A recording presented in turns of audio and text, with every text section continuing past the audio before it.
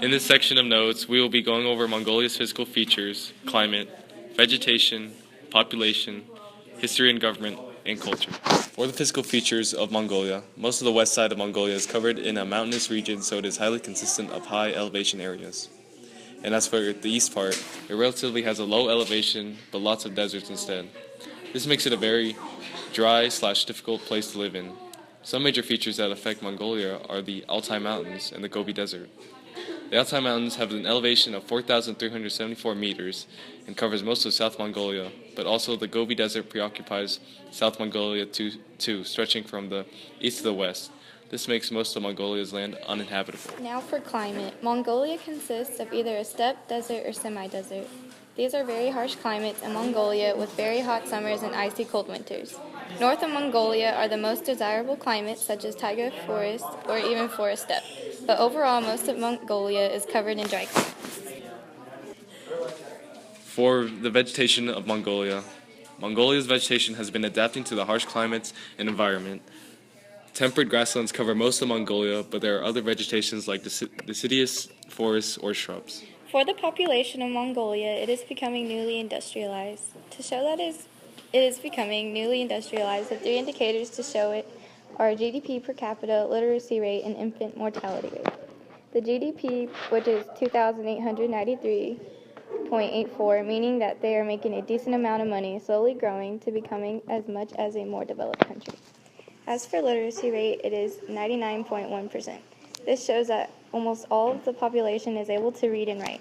And finally, infant mortality rate, only 37.26 deaths out of 1,000 live births occur in Mongolia, so most of the infants do not die early and live a longer age. As this is becoming a newly industrialized nation, the Human Development Index also increases, showing that it is becoming a more developed country. What the HDI indicates is the combined stats of the country to show how fast or how slow the country is growing. Their HDI is currently 0.692 compared to a less developed country like Niger with only 0.281.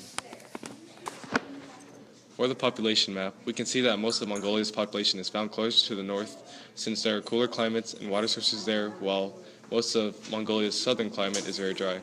So the main reason of living up north is because of better weather and more vegetation. For the history of Mongolia, most of its history involved lots of fighting and the attempt to expand Mongolia out for more land. In the 1st century BC, nomads expanded west, putting pressure on China. Later that century, they invaded China. And in AD 317, Zhenbei conquered the northern part of China. This was all the start of the Yuan dynasty. But in 1368, the Yuan dynasty was destroyed and moved the Mongolians back into Mongolia.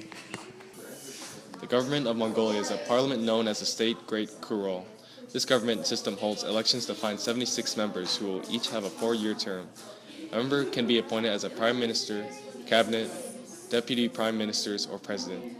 In 2012, the most recent parliamentary election was held and the Democratic Party won most of the seats, which entitles them to the current government. For the culture in Mongolia, we are going to discuss the major dishes, customs, and religion of Mongolia. The Mongolian cuisine has a bad reputation due to its small number of recipes and also to the small number of the ingredients that can be used. But some dishes, like the Mongolian beef or Mongolian lamb, are some of the delicacies of this country. Since there are a lot of meat dishes, some things like fudge is a good dessert for later. For the major customs of Mongolia, they celebrate the Sagan Sar, which is the celebration throughout Mongolia of the passing of winter and the start of spring. This is essentially like New Year's Eve. Also, there is an event that occurs every year in the midsummer called Nadam, which means game. In this event, there are 3 sports that occur there: horse racing, archery, and Mongolian wrestling. And lastly, for the religion, which is Tibetan Buddhism, and they believe in reincarnation and the release of one's suffering. In the beginning, Mongolia's religion was shamanism, but around the 16th century, they adopted Buddhism as their main religion. Some things they do is meditation, but the most important thing they do is skepticism, which is the questionable attitude towards knowledge, facts, or opinions/beliefs stated as facts. This helps promote the abilities of meditation. In the industrial city of Baotao in Inner Mongolia, there is a man-made lake filled with toxic sludge that makes the surrounding area smell like sulfur, having a major impact on the environment, making it a hell on earth.